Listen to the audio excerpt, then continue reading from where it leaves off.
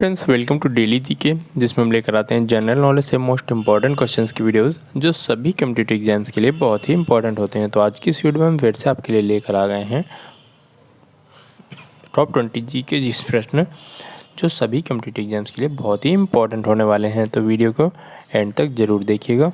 And में हम आपसे एक प्रश्न पूछेंगे, उसका आंसर आप कमेंट करके बताना, और साथ ही ये भी कमेंट करके बताना है कि 20 में से कितने प्रश्न सही हुए हैं।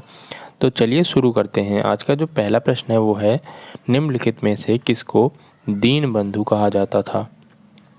ऑप्शन दिए गए हैं चिदम्बरम, चित्तरंजन दास, महात्मा गांधी, C.F. एंडरस और A.O. ह्यूम। तो दोस्तों इसका सही आंसर क्या हो जाएगा? दीनबंधु किसको कहा जाता था? तो इसका आंसर हो जाएगा C.F.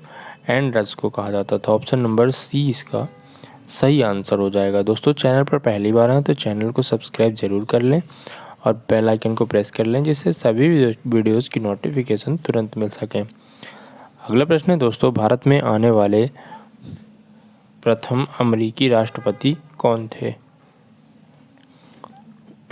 भारत में आने वाले प्रथम अमेरिकी राष्ट्रपति कौन थे? तो इसका आंसर क्या हो जाएगा दोस्तों? भारत में आने वाले प्रथम अमेरिकी राष्ट्रपति थे ड्वाइट आइजनहावर। तो इसका सही आंसर हो जाएगा ऑप्शन नंबर ए। अगला प्रश्न है दोस्तों, मोर को भारत के राष्ट्रीय पक्षी के रूप में मान्यता कब प्रदान की गई थी? तो दोस्तों इसका सही आंसर क्या हो जाएगा?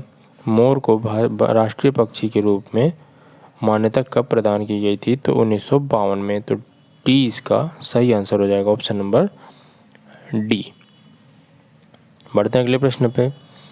अगला प्रश्न है, भारत में किस राज्य की समुद्री तटरेखा सबसे लंबी है? समुद्री तटरेखा। तो दोस्तों इसका सही आंसर क्या हो जाएगा? Option number C. भारत में गुजरात राज्य की जो समुद्री तटरेखा है वह सबसे लंबी रेखा है। अगला प्रश्न है, पृथ्वी पर दिन और रात होते हैं किसके कारण होते हैं? दैनिक गति के कारण, वार्षिक गति के कारण, छमाही गति के कारण या तिमाही गति के कारण? तो दोस्तों इसका सही आंसर हो जाएगा दैनिक गति के कारण। ऑप्शन नंबर ए इसका सही आंसर हो जाएगा, दैनिक गति के कारण पृथ्वी पर दिन और रात होते हैं। अगला प्रश्न है, सबसे बड़ा ग्रह कौन सा है? इनमें से सबसे बड़ा ग्रह कौन सा है? बृहस्पति, पृथ्वी, यूरेनस और शुक्र। तो इसका सही आंसर हो जाएगा बृहस्पति ग्रह। Option number A. सबसे बड़ा ग्रह अगर पूछे तो बृहस्पति ग्रह सबसे बड़ा ग्रह है। अगला प्रश्न है दोस्तों, सबसे छोटा ग्रह कौन सा है? सबसे बड़ा ग्रह तो बृहस्पति ग्रह था, अब सबसे छोटा ग्रह कौन सा है? मंगल, शनि, बुध या नेपच्यून? तो दोस्तों इसका सही आंसर क्या हो जाएगा? इसका सही आंसर हो जाएगा बुध ग्रह। Option number C. बुध ग्रह सबसे छोटा ग्रह है और बृहस्पति ग्रह सबसे बड़ा ग्रह है। अगला प्रश्न है, अगुलहास धारा किस महासागर में बनती है? ऑप्शन दिए गए हैं प्रशांत महासागर, हिंद महासागर, आर्कटिक महासागर या अन्य।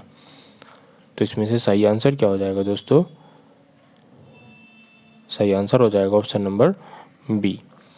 अगुलहास धारा किस महासागर पे बनती है? तो ये हिंद महासागर में बनती है। ऑप्शन नंबर 20 का सही आंसर हो जाएगा। अगला प्रश्न है, पृथ्वी का सबसे भीतर वाला भाग क्रोड किसका बना होता है? तांबा और जस्ता, निकेल और तांबा, लोहा और जस्ता या लोहा और निकेल? तो इनमें से किसका बना होता है? तो इसका आंसर हो जाएगा ऑप्शन नंबर डी, लोहा और निकेल से बना होता है। किससे बना होता है? लोहा और निकेल से। तो डी इसका सही आंसर हो जाएगा, ऑप्शन नंबर डी। अगला प्रश्न है, मैग्नीज के उत्पादन में भारत का दूसरा स्थान है, प्रथम देश कौन सा है? मैग्नीज के उत्पादन में भारत का दूसरा स्थान है और प्रथम है रूसी संघ का। तो ऑप्शन नंबर 20 का सही आंसर हो जाएगा, ऑप्शन नंबर बी। अगला प्रश्न है, कौन सा देश कोयले का सबसे बड़ा उत्पादक है? कोयले का सबसे बड़ा उत्पादक देश कौन सा है? ब्राज़ील, भारत, अमेरिका या चीन? तो दोस्तों इसका सही आंसर हो जाएगा कोयले का सबसे बड़ा उत्पादक देश कौन सा है? तो ये है अमेरिका देश, अमेरिका। अगला प्रश्न है कि इनमें से किसको जापान का मैनचेस्टर कहा जाता है? तो दोस्तों जापान का मैनचेस्टर किसको कहा जाता है? ऑप्शन दिए गए हैं ओसाका, टोक्यो, नागासाकी या योकोहामा। तो इसका आंसर हो जाएगा ओसाका को, ऑप्शन नंबर ए। अगला प्रश्न है 1857 के गदर के समय भारत का गवर्नर जनरल कौन था? तो दोस्तों इसका सही आंसर क्या हो जाएगा? ऑप्शन नंबर ए हो जाएगा लॉर्ड कैनिंग। 1857 के गदर के समय भारत का गवर्नर जनरल था। अगला है भारत भारतीयों के लिए, ये नारा किस संस्था ने दिया था? भारत भारतीयों के लिए, तो ये नारा दिया था आर्य समाज ने। किसने दिया था? आर्य समाज ने। तो 20 का सही आंसर हो जाएगा ऑप्शन नंबर बी। अगला प्रश्न है विंध्याचल और सतपुड़ा पहाड़ियों के बीच से होकर बहने वाली नदी कौन सी है?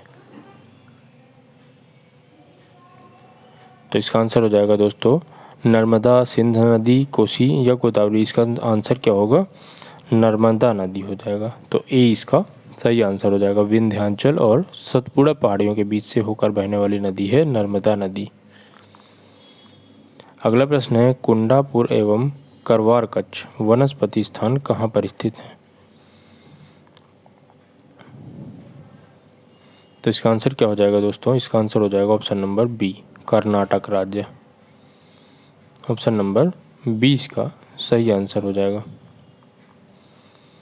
अगला प्रश्न है भारत की प्रथम बहुउद्देशीय परियोजना किस नदी पर बनाई गई थी? कावेरी नदी, गंडक नदी, दामोदर नदी या यमुना नदी? तो दोस्तों इसका सही आंसर क्या हो जाएगा? ऑप्शन नंबर सी हो जाएगा, दामोदर नदी पर। भारत की बहुउद्देशीय परियोजना किस नदी पर बनाई गई थी? तो दामोदर नदी पर बनाई गई थी।